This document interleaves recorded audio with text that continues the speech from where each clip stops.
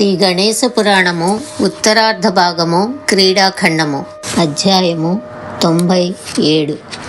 పక్షుల బంధనము. విన్న కొద్దీ వినాలనిపించే వినాయకుని దివ్య పురాణగాథను బ్రహ్మదేవుడు ఇలా చెప్తున్నాడు. వ్యాసమునీంద్రుడు శ్రద్ధగా వింటున్నాడు. వ్యాసుల వారు పలుకుచున్నారు. చతురానన, గణేశ నామాఖ్యుడైన స్వామి మహిమలను లెస్సగా చెప్పావు. అయితే ఆ స్వామి మయూరేశ్వరాఖ్యుడెలా అయ్యాడు? అతనికి ఆ పేరు ఎలా వచ్చింది? మయూరేశ్వరునిగా అతడు ఏ కార్యాలు సాధించాడు? దయచేసి వివరంగా చెప్పు.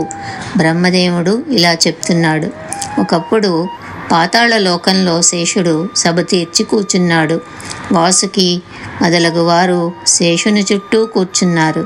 ఆ సమయానికి తేజోరూపిణి అయిన కద్రువ, ఆమె కశ్యప మహర్షి భార్య మరియు నాగుల తల్లి, మణిమయ అలంకారాలతోనూ కంచుకంతోనూ దొండపండు వంటి ఎర్రని పెదవులతోనూ చంద్రుని బోలు గుండ్రని ముఖంతోనూ సభామధ్యమునకు వచ్చి నిలబడింది. తల్లిని చూడగానే అమ్మా రా రా అంటూ సాదరంగా పలికి, నిన్ను దర్శించి చాలా కాలం అయింది. నీ దర్శనం కోసం మేమంతా ఎంతో కాలం నుండి ఎదురు చూస్తున్నాము అని చెప్పి ఆమెను పెద్దల కొరకు నిర్దేశింపబడిన ప్రత్యేకమైన ఆసనంపై కూర్చోపెట్టి, అమ్మ సర్వ విద్యలకు నిధి, సృష్టి స్థితి లయములు చేయగల సమర్థుడు, బ్రహ్మాది దేవతలకు సైతం దుర్గాహ్యమగు తత్వము నెరిగినవాడు అగు కశ్యప మహర్షి భార్యవు. నువ్వు కూడా సామాన్యురాలవు కావు, శాపానుగ్రహ సమర్థురాలు. అంతటి మహిమాన్వితురాలవగు నీ కుమారులము మేము. 3 లోకాలను మింగివేసే సామర్థ్యము గల శక్తి సంపన్నలము. అమ్మా, నువ్వు మమ్మల్ని చూసి పోవాలని వచ్చావా, లేక ఏదైనా ప్రత్యేక కార్యం మీద వచ్చావా అని శేషుడు కద్రువని అడిగాడు. నాయనా, ఎవ్వరూ ఏ ప్రయోజనం లేకుండా ఎక్కడికి రారు. నేను చెప్పే విషయం జాగ్రత్తగా విను. వినత నా సవతి. ఆమె గరుడాది పక్షి సంతతికి తల్లి. నేను ఆమెను చూడడానికి ఆమె దగ్గరకు వెళ్ళాను. ఆమె నన్ను కన్నెత్తి చూడలేదు, పన్నెత్తి పలకరించలేదు, లోపలికి రమ్మనలేదు, కూర్చోమనలేదు. గొప్ప నిరాదరణగా చూసింది. పైగా పూర్వపు కక్షలు మనసులో పెట్టుకుని తాను కొడుకు జటాయువును నా మీదకు పురికొల్పింది. వాడు మిక్కిలి అమర్యాదగా అసహ్యంగా ప్రవర్తించి జుట్టు పట్టుకుని నన్ను వివస్త్రను చేశాడు. అది చాలక, ఉసై దుష్టురాలా, నీ ముఖం చూడకూడదు. పూర్వం నువ్వు మా అమ్మను దాసీదానిలా చూసి ఆమె చేత ఊడిగం చేయించుకున్నావు. నీపై ఆవగింజంత జాలి చూపకూడదు. ఇక్కడి నుంచి వెంటనే వెళ్ళిపో, లేదా నీ ప్రాణాలు తీస్తాను అని నన్ను అనేక దుర్భాషలాడి అవమానపరిచాడు. వాడి కఠోర వాక్కులు విని నాకు అమితంగా దుఃఖం వచ్చింది. ఇంత అవమానం పొందాక ఎందుకీ బ్రతుకు అని నిస్పృహ చెంది ప్రాణాలు తీసుకుందుకు సిద్ధమయ్యాను. కానీ కాస్త ఆలోచించి హుటాహుటిన ఇదిగో నీ దగ్గరకు వచ్చాను అని శేషునితో మొరపెట్టుకుంది. తల్లి పలుకులు విని శేషునికి రక్తం కుతుకుతమని ఉడికిపోయింది. ఆమె శేషునితో, నాయనా, దానిపై మీరు ప్రతీకారం తీసుకొని సర్వనాశనం చేస్తే గాని నా మనస్సు శాంతించదు అని ఏడుస్తూ చెప్పింది. శేషుడు కళ్ళల్లోంచి నిప్పులు కక్కాడు. నా తల్లిని నిర్దాక్షిణ్యంగా అవమానించిన వినతాసుతుల అంతం చూస్తాను అని బుసలు కొడుతూ ఉవ్వెత్తున పైకి లేచాడు. పక్కనే ఉన్న వాసుకి లేచి, శేషా, నువ్వు నాగులకు అధిపతివి. మేమందరం ఉన్నాం కదా, కాబట్టి 1,000,000 భుజగముల బలసంపన్నుడైన నేను పోయి వినతను లాక్కుని వస్తాను అని చెప్పి అమిత క్రోధంతోనూ అత్యంత వేగంతోనూ వినత ఆశ్రమానికి వెళ్ళాడు. అసంఖ్యాక క్రూర సర్పాలు వాసుకుని అనుసరించాయి. భుజంగములు వినత ఆశ్రమాన్ని చుట్టుముట్టి ఆమెని బందీని చేసి శేషుని వద్దకు లాక్కును వచ్చి నిలబెట్టారు. శేషా, ఎందుకు మీ వాళ్ళు నన్ను బంధించి ఇక్కడికి తీసుకుని వచ్చారు? నేను మర్యాదగా చెప్తున్నాను, నన్ను వెంటనే విడిచిపెట్టు, లేదా నా పుత్రులు వచ్చి మిమ్మల్ని అందరినీ సమూలంగా సంహరిస్తారు. నా కుమారులు పరాక్రమం చవిచూసిన మీరు ఈ దుష్టత్వానికి దిగారు. మీకు విపత్కర పరిణామాలు ఎదుర్కోవాల్సి వస్తుంది సుమా అని శేషుణ్ణి హెచ్చరించింది వినత. పిమ్మట గరుత్మంతుడిని స్మరించింది.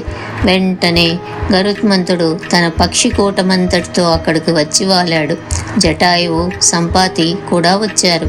పాములకు పక్షులకు మధ్య ఘోరమైన యుద్ధం సాగింది. పక్షిరాజైన గరుత్మంతుని ధాటికి తాళలేక పాములు పారిపోయాయి. వినత స్వస్థానముకు చేరడానికి ఉద్యుక్తురాలవుతూ ఉండగా అది గమనించి వాసుకి విషం కక్కుతూ గగనతలాన్నే మంట పెట్టేలాగా జివ్వున పైకి లేచాడు. గరుత్మంతుడు వాసుకుని తన రెక్కల కింద పడవేశాడు. విషం కక్కుతూ వాసుకి పైకి మళ్ళీ లేచాడు. వాడి ప్రతాపం చూసి గరుత్మంతుడు సూక్ష్మరూపం దాల్చి తల్లిని రక్షించాడు. సంపాతి, జటాయువు నాగలోకానికి తీసుకుని రాబడి ఒక గుహలో బంధింపబడ్డారు. వినత పాముల బారి నుండి ఎలాగో తప్పించుకుని కశ్యపుని దగ్గరికి వచ్చి నమస్కరించి జరిగిన సంఘటన విన్నవించి సంపాతి, జటాయువులు లేకుండా తన ప్రాణం నిలువదని వాళ్ళని ఎలాగైనా కాపాడమని కశ్యపుని కోరింది. కశ్యపుడు వినతను ఓదార్చి, వినత, నేను నీకు ఋతువునిస్తాను. ఫలితంగా నీకు నీలకంఠ నామాఖ్యుడకు పుత్రుడు పుడతాడు. వాడు అపరలీలకంఠుని వలె శోభిల్లుతాడు. నీలకంఠుడు నీలకంఠుని వాహనంగా చేసుకుని భూభారంను తగ్గించి నాగుల బంధం నుంచి నీ పుత్రులకు విముక్తులను చేస్తాడు అని చెప్పి ఒక రహస్య ప్రదేశంలో ఆమెతో క్రీడించి ఆమె యందు తన వీర్యమునుంచాడు. వినత మిక్కిలి సంతోషించింది. కాలక్రమాన పెరిగిన గర్భస్థ అండమును ఒక మట్టి కుండలోంచి దించి కుండను ఒక గుడ్డతో కప్పి రహస్యంగా దాచింది. పుట్టలోని పాముల మృణ్మయ భాండంలో అండం భద్రంగా ఉంది. 97వ అధ్యాయం సమాప్తం.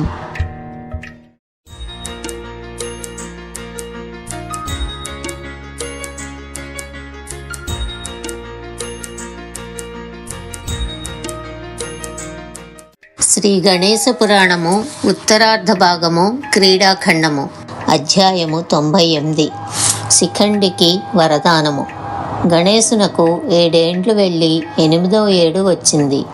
ఉపవీతుడైన గణేశుడు ఉషక్కాలంన లేచి స్నాన సంధ్యానుష్ఠానములను ముగించుకుని వేదపారాయణకు కూర్చునేవాడు. అప్పుడు మునిసుతులు కస్తూరి తిలకాంచితుడు, దివ్యాభరణ భూషితుడు, దివ్య గంధానులేపండు, దివ్య మంగళస్వరూపుడు అగు గణేశ్వరుని వద్దకు వచ్చి కూర్చునేవారు. మునిపుత్రులకు వేదపాఠం చెప్పేవాడు. 3, 4, 5, 6 ఏండ్ల పిల్లలకు వేద స్ఫూర్తి కలిగించేవాడు. గణేశుడు బోధిస్తున్న వేదపాఠమునకు శబ్దమే ఆకారంగా గల నభోవాణి సైతం అత్యంత ఆసక్తితో వినేది. అందరూ 4 వేదములను స్వరయుక్తంగా కర్ణ రసాయనంగా పారాయణ చేస్తూ ఉంటే పశుపక్ష్యాదులు సైతం తిండి మాని ఉత్సాహంతో వినేవి.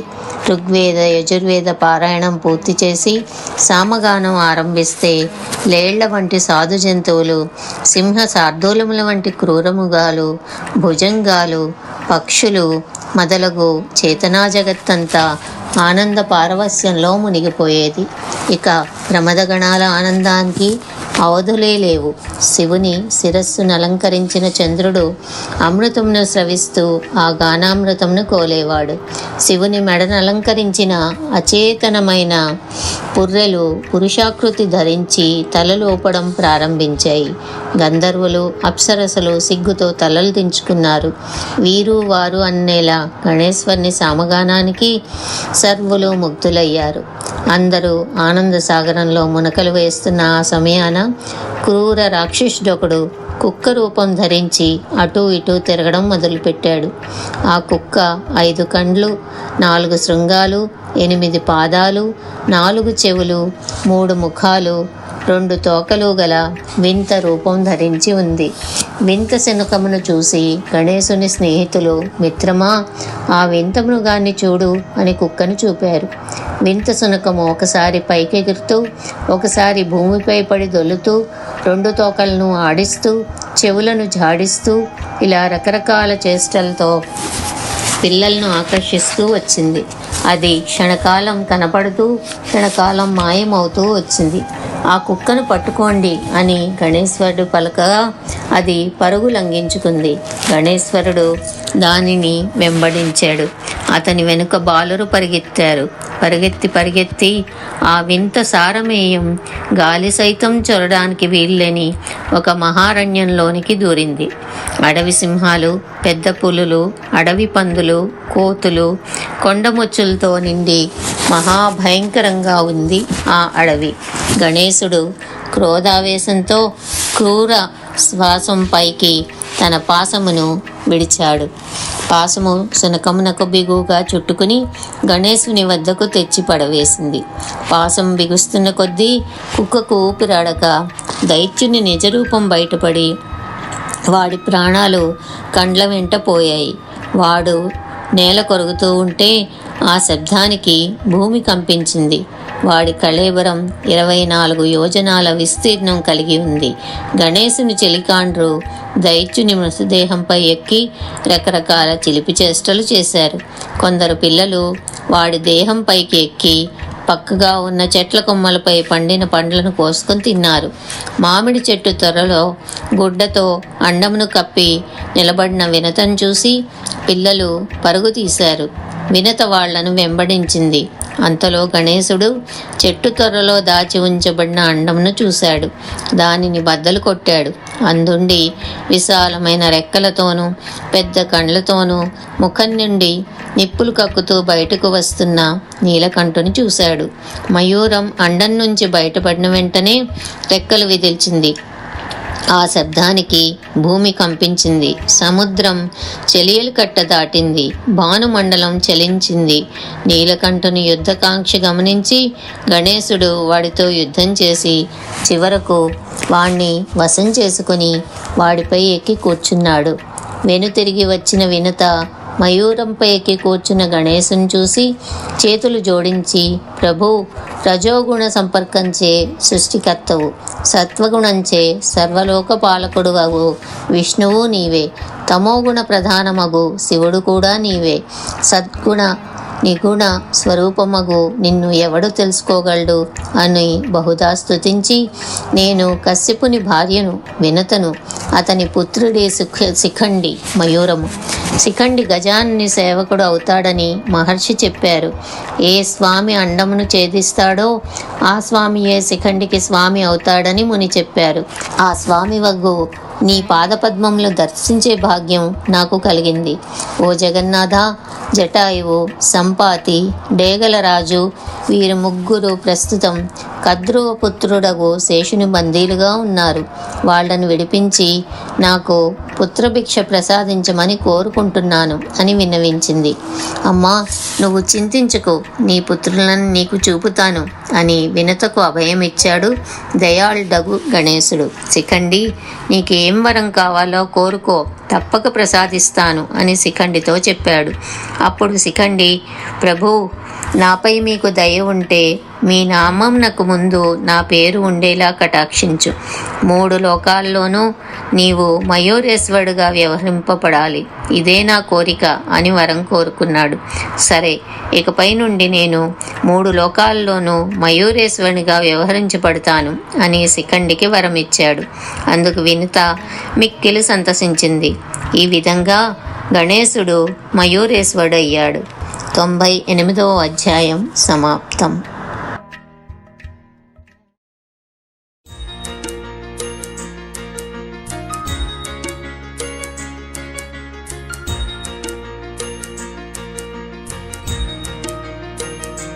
శ్రీ గణేశ పురాణము ఉత్తరార్ధ భాగము క్రీడాఖండము. అధ్యాయము 99. మయూరేశ్వరుని నాగలోక పయనము. ఎన్నెన్నో అద్భుత కార్యాలు సాధించిన బాలునికి 8 సంవత్సరాల నుండి 9వ సంవత్సరం వచ్చింది. 4 ఆయుధములను ధరించి నొసట కస్తూరి తిలకం దాచి నానాలంకార భూషితుడై దివ్యాంబరధారి అయి శిఖండినెక్కి తోటి బాలులను కూడగట్టుకుని ఆట కొరకు బయలుదేరాడు జయ జయ ధ్వానముల మధ్య గణేశ్వరుడు. కొందరు బాలురు అతడికి నమస్కరిస్తూ నడిచారు. కొందరు ఛత్రం పట్టారు, కొందరు ధ్వజం పట్టారు, మరికొందరు వింజామర్లు వేస్తూ అతని వెంట నడిచారు.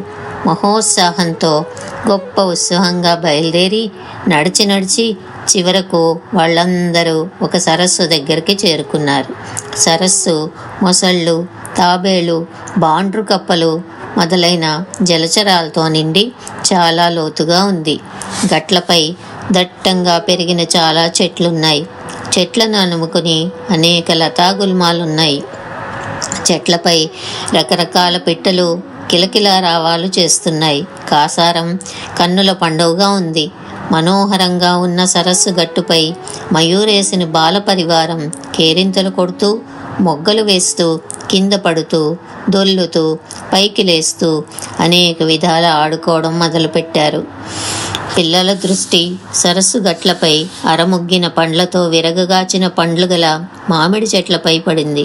మయూరేశుడు మరికొందరు బాలురు పండ్ల కోసం మామిడి చెట్టునెక్కారు. కొందరు బాలురు చెట్టు కొమ్మనెక్కి దానిపై నుండి సరస్సులోనికి దూకి ఈదుతూ ఉండగా గుర్రపు రూపం ధరించి ఒక రాక్షసుడక్కడకు వచ్చాడు. వాడి డెక్కల కింద పడ్డ కొండలు పిండైపోతాయి. వాడు సకిలిస్తే 3 లోకాలు దద్దరిల్లిపోతాయి. వాడి తోక విదిలిస్తే జీవుల భుజాలు తెగిపోతాయి. అశ్వరూపంలో ఉన్న దైత్యుడు బిగ్గరగా సకిలించాడు.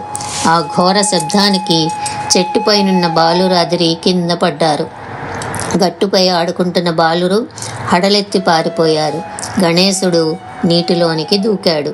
గణేశుడు సరస్సులో పడిపోయారని భయపడి కొందరు అర్భకులు బోరును ఏడుస్తూ గణేశుడు నీటిలో పడిపోయాడని అమ్మ గౌరికి మనం ఎలా చెప్పడం, ఆ తల్లికి ముఖం ఎలా చూపించడం, ఈ విషయం తెలిస్తే శంకరుడు కోపంతో మనలను భస్మీపట్లం చేసేస్తాడు. ఈ సరస్సు చాలా లోతుగా ఉంది. మనకు ఈత రాదు. ఏమిటి దారి?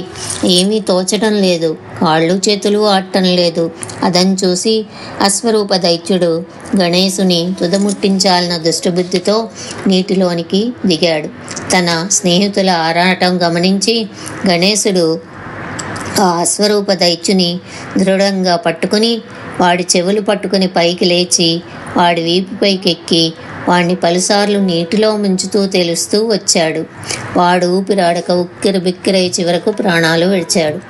వాడిని ఒంటి చేత్తోనే పట్టుకుని గిరగిరా తిప్పి గట్టుపైకి విసిరివేశాడు. ఆ ధాటికి వాడి కళేబరం ముక్కలైంది. మయూరేసిన బాల పరివారం ఆనందంతో గంతులు వేస్తూ నాట్యం చేశారు. పిల్లలు మయూరేశ్వరిని చుట్టుముట్టి కన్నీళ్లు తుడుచుకుంటూ, నేస్తమా నువ్వు ఏమైపోయావో అని మేము చాలా కంగారు పడ్డాం. మా అదృష్టం కొద్దీ నువ్వు క్షేమంగా ఉన్నావు అని వాళ్ళ సంతోషాన్ని వెలిపుచ్చారు. తిరిగి పిల్లలందరూ గుమికూడి సరస్సులోనికి దిగి ఆటలాడుతూ ఒకళ్ళపై ఒకళ్ళు దోసళ్లతో నీళ్లు చల్లుకున్నారు. మయూరేశుడు తన అసంఖ్యాకమైన చేతులతో వాళ్ళందరిపై నీళ్లు చల్లాడు. పిల్లలు వాళ్లలో వాళ్ళు ఇలా అనుకున్నారు, ఇతనికి 6 చేతులు కదా, మనకెన్నో చేతులతో కనబడుతున్నాడు, అంతా అయోమయంగా ఉంది.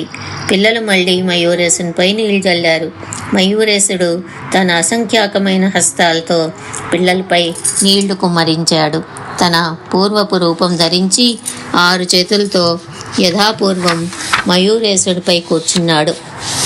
బాలుడు గణేశుని ముఖాన్ని తేరిపారా చూశారు. అతని ముఖంలో బాలురు సమస్త విశ్వమును, స్వర్గమును, గంధర్వ యక్ష రాక్షసులను, నదులను, సరస్సులను, సాగరాలను, దేవాసుర మానవులతో కూడిన సమస్త చరాచర విశ్వాన్ని దర్శించి ఆ తేజపుంజమును చూసి భీతి చెంది, దేవా మేము బాలురము, ఏమీ ఎరుగని వాళ్లము, నీ అసలు రూపమేమిటో మాకు తెలియదు.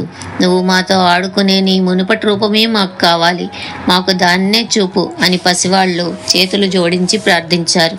బాలురు ప్రార్థన మన్నించి తన పూర్వరూపం ధరించాడు. మయూరేశ్వరుడు మళ్ళీ నీటిలోనికి మునిగాడు. ఆ సమయాన సరస్సులో జలక్రీడలాడుకుందుకు అతిలోక సౌందర్యవతులైన నాగకన్యలు అక్కడకు వచ్చి నీటిలో మయూరేశుని చూసి మదన పీడితులై అతన్ని అతని రూప లావణ్యములకు అచ్చరుంది అతని పొందుకోరి, ఓ సుందర పురుషుడా, నీవెవరు అని ప్రశ్నించారు. నేను శివసుతుడను, నా పేరు మయూరేశుడు అని సమాధానం చెప్పాడు. అయితే మా ఇళ్లకు వచ్చి విశ్రాంతి తీసుకో అని నాగకన్యలు మయూరేశుని కోరి వాళ్ళ ఇళ్లకు ఆహ్వానించారు. అమ్మలారా, మా అమ్మ పార్వతీదేవి నా కోసం ఎదురు చూస్తూ ఉంటుంది. ఆమె నా వియోగం భరించలేదు కాబట్టి మీతో కూడా నేను రాలేను. మీ ఇళ్లకు మీరు వెళ్ళిపోండి అని చెప్పి నాగకన్యల ఆహ్వానమును సున్నితంగా తిరస్కరించాడు. నాగకన్యలు ఎవరి ఇళ్లకు వాళ్ళు మరలిపోయారు.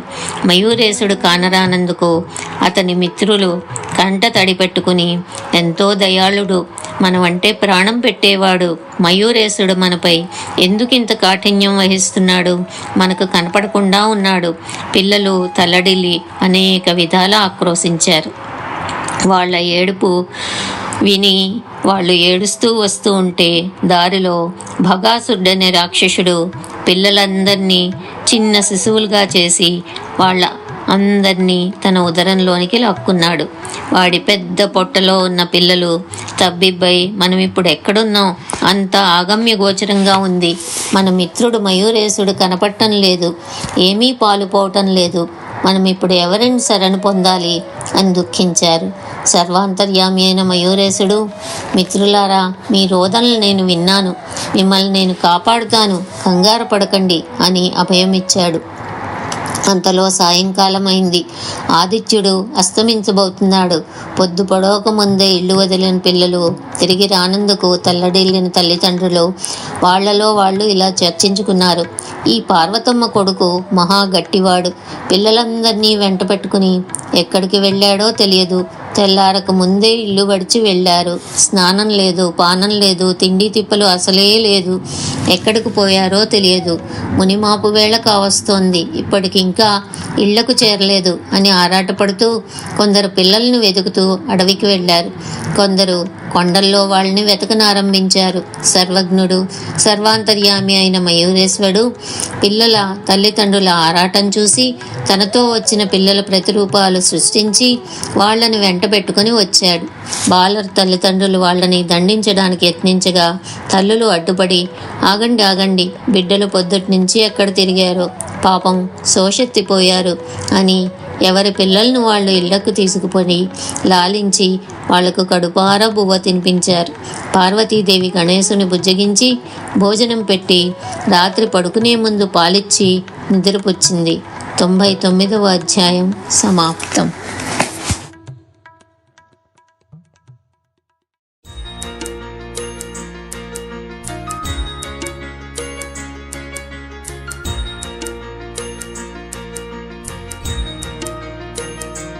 శ్రీ గణేశ పురాణము ఉత్తరార్ధ భాగము, క్రీడాఖండము. అధ్యాయము 100. మయూరేశుడు నాగులను జయించుట. కొంతకాలం తర్వాత తిరిగి కాసారం ఒడ్డునున్న నాగకన్యలు మయూరేశుని వారి లోకానికి తీసుకుని వెళ్ళి ఒక ఎత్తైన పీటపై అతన్ని కూర్చోపెట్టి తలకు సువాసన గల నూనె పెట్టి ఒంటికి నలుగు పెట్టి వేడి నీళ్లతో అభ్యంగన స్నానం చేయించి విలువైన వలువలను కట్టబెట్టి చందనాది అంగరాగాలు విలువైన ఆభరణాలతో అలంకరించి పూజించి, స్వామి, నీ పాదం మోపడం వల్ల మా నాగలోకం పావనమైంది. ఇక్కడ నీకేం కావాలో వాటన్నిటినీ యథేచ్ఛగా తీసుకో. నీ ఇష్టం వచ్చినంతకాలం ఇక్కడుండు. మా ఆహ్వానం మన్నించి మా ఆతిథ్యం స్వీకరించమని మా మనవి అని నాగకన్యలు ప్రార్థించారు. అమ్మా, మీ ఆతిథ్యానికి, మీ సత్కారానికి చాలా సంతోషించాను. మీరు కోరిన ప్రకారం ఇక్కడికి వచ్చాను. కానీ హెచ్చు కాలం ఇక్కడ ఉండలేను. ఎందుకంటే అమ్మ నా కోసం ఎదురు చూస్తూ ఉంటుంది. నా వియోగం ఆమె భరించలేదు. నేను లేకుండా ఆమె గుక్కడి నీళ్లు కూడా తాగదు, పట్టెడు అన్నం తినదు. మీరు అన్యదా భావించకండి, నేను చెప్పున వెళ్ళాలి అని సమాధానం చెప్పాడు. అయితే ఉండండి, మా తండ్రిని మీకు పరిచయం చేస్తామని చెప్పి మయూరేశుని వాసుకి వద్దకు తీసుకుని వెళ్ళారు. వాసుకి మణిమాలలు ధరించి తన పడగపైనున్న మణి ప్రసరిస్తున్న కిరణజాలంతో ప్రకాశిస్తూ మదించిన గర్వంతో కూర్చున్నాడు. మయూరేశుడు తటాలన వెళ్లి వాసుకి పడగపైనున్న మణిని ఓడబెరికాడు. దానితో పాతాళం అంధకారమయమైంది. వాసుకి తల తిరిగింది. మయూరేశుడు వాణ్ణి తన కంఠభూషణంగా ధరించాడు. నాటి నుండి స్వామి సర్పభూషణ్ అన్న నామంతో 3 లోకాల్లోనూ ఖ్యాతి చెందాడు. పిమ్మట బిగ్గరగా గర్జించాడు. ఆ గర్జనకు 3 లోకాలు గజగజలాడాయి. మయూరేశుని కంఠంపై బంధింపబడ్డ వాసుకి భుజగములతో, మీరు చప్పున వెళ్ళి శేషుని ఇక్కడికి తీసుకుని రండి అని చెప్పాడు. శేషుడు ముల్లోకాలను మంట పెట్టే విషజ్వాలలు కక్కుతూ, ఇదిగో వస్తున్నాను, నిలు అంటూ మయూరేశుని హెచ్చరించాడు. శేషుని వెంట పాముల పరివారం బయలుదేరింది.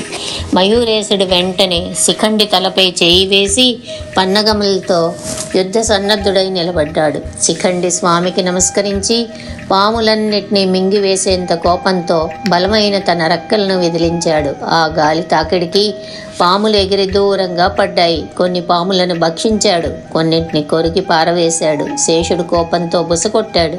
శేషుని నిశ్వసనమునకు శిఖండి క్షణకాలం మూర్ఛపోయాడు. శేషుడు మయూరేశుని పైకి ఉరకపోయాడు. అంత మయూరేశ్వరుడు విరాట్ రూపం ధరించి శేషుని పడగలపై నిలబడ్డాడు. బాలభావంతో గర్జిస్తూ చప్పట్లు కొడుతూ నాట్యం చేయడం మొదలుపెట్టాడు. ధరణిని మాత్రమే మోయగల శక్తి ఉన్న శేషుడు అనంతకోటి బ్రహ్మాండధారి అయిన మయూసర్ని భారం మోయలేక విలవిల్లాడిపోయాడు. స్వామి ఒక్కసారి గర్జించగా పన్నగములన్నీ కుప్పలు కుప్పలుగా రాలి కింద పడిపోయినవి. మయూరేశుడు శేషుని తన మొలకు చుట్టుకున్నాడు. కొన్ని పాములను తలకు చుట్టుకున్నాడు. కొన్నింటిని కర్ణాభూషణములుగా ధరించాడు. శేషుడు మయూరేశునకు పాదాక్రాంతుడై, దేవదేవా, నీ స్వరూపం బ్రహ్మాది దేవతలు మునిపుంగవులు సైతం తెలుసుకోలేరే. నేనెంతటి వాడును? విశ్వమును సృజించేవాడవు, పాలించేవాడవు, అంతమొందించేవాడవు నీవే. నువ్వు సర్వాంతర్యామివి, సర్వసాక్షివి, సర్వకారణ కారణడవు. నా అజ్ఞానం వలన నీ బలం తెలియక నీతో యుద్ధానికి దిగిన అపరాధానికి నన్ను క్షమించు అని వేడుకున్నాడు. అయితే శేష, నీ బందీలుగా ఉన్న డేగల రాజును, సంపాతిని, జటాయువును విడుదల చేసి ఇక్కడికి తీసుకునిరా అని ఆజ్ఞాపించాడు స్వామి. శేషుడు వెంటనే వారిని విడుదల చేసి స్వామి సన్నిధికి తీసుకుని వచ్చాడు. వారు ముగ్గురు స్వామికి నమస్కరించి, ప్రభు, నీ కృప వల్ల మేము బంధ విముక్తులమయ్యాము అని చెప్పి తమ కృతజ్ఞతలు తెలియపరుచుకున్నారు. మయూరేశుడు నవ్వి పక్కనే ఉన్న శిఖండిని వాళ్లకు పరిచయం చేసి వాళ్ల బంధుత్వం ఎరుకపరిచాడు. ముగ్గురు శిఖండిని ఆలింగనం చేసుకుని, తమ్ముడు, అమ్మ క్షేమంగా ఉందా అని తల్లి కుశలం అడిగారు.